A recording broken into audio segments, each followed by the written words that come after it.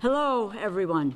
In this new virtual world, it is my honor to accept another term in the United States House of Representatives to represent the 3rd District of Connecticut.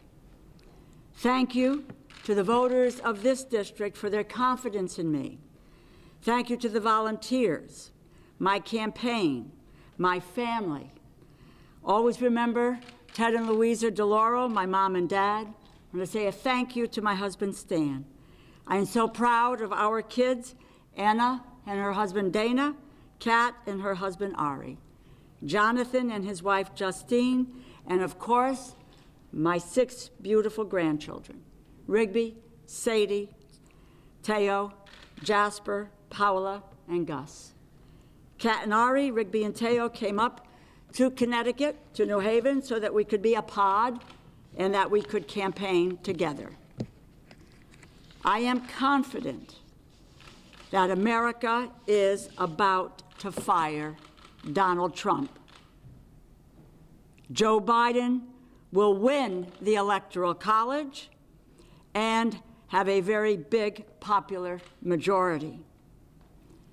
I wish we could be together in person, celebrating this win for the people. But this virus has changed every part of our lives. But tonight, we take this country back and we move in a dramatically different direction. Even before the pandemic, people were already struggling with pay that was not keeping up with the skyrocketing costs of health care, housing, education. And now they are in free fall. This pandemic is a health and an economic crisis that we have not seen in a generation. We need bold plans to create jobs for affordable health care, for quality schools. We need to make government work for the middle class and not just the richest in this country. And tonight, the people of Connecticut said yes to that future. And importantly, they said no to surrendering to the virus, no to abandoning people in need at their time of need, no to the Republicans in Washington who do not believe that government can or that government should help, who do not believe that science should guide our policy, who do not believe that workers must be protected, who do not think America has a history of discrimination to address, who believe they can hold on to power by suppressing every possible vote. In this district, they said no. They said no to a candidate who ran a scurrilous and a racist campaign. I go to Washington for the people. I go to vanquish leaders that govern for the big corporations and billionaires that outsource our jobs. It is working families that need a break, and it is government which can and must play a role in helping people get a better chance at a better life. In the U.S. House of Representatives, I chair the subcommittee that directs federal funding for working people, the Labor, Health, Human Services, and Education Subcommittee. Our work has been at the center of the congressional response to the pandemic. We secured $280 billion for education, for health, and for working people. But so much more is needed, much more. The Congress right now needs to put party aside and get help for small businesses and those who are unemployed. And during the COVID crisis, my efforts translated into law. Critical funds for our public health infrastructure, like PPE, increased testing and vaccine development, funds to help schools K through 12 and universities that deal with the shutdown. The very first ever national standard for paid sick days and increased food security benefits to help those families who need to put food on their table.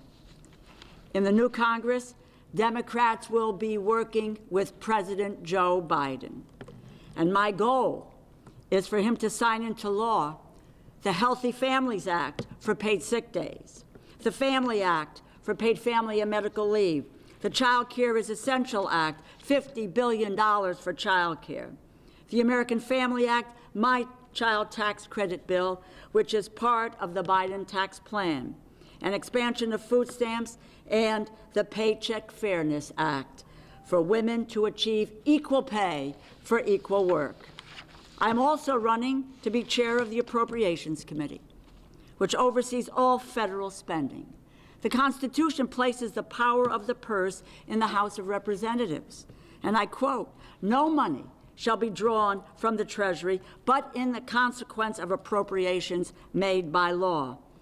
I'm in a strong position to win that race, and it puts me in a position to deliver for Connecticut, like making sure we keep the defense industry strong with more helicopters built here at Sikorsky, more engines at Pratt & Whitney. My priorities include making sure our nation addresses the health care crisis in the biggest possible way and the climate crisis, which is an existential threat. I want to take a moment to talk about the campaign. A self-funder put almost $2 million in this campaign, attacking me personally.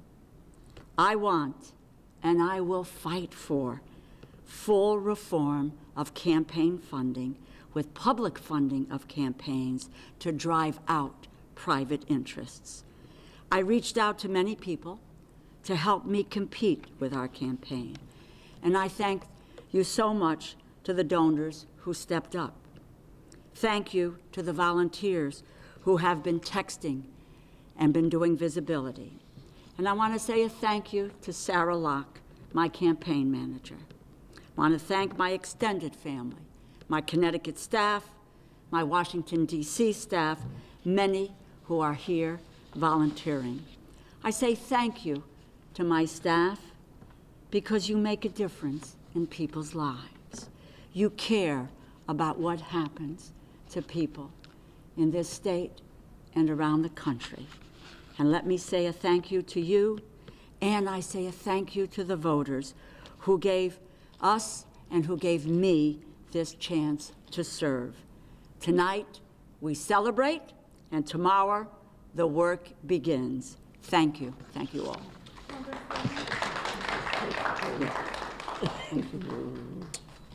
Congresswoman, your opponent is saying that this race is far closer than you're letting on to believe. Do you have a comment? No, I won this race, and, you know, I won it. So there, she can say whatever she likes.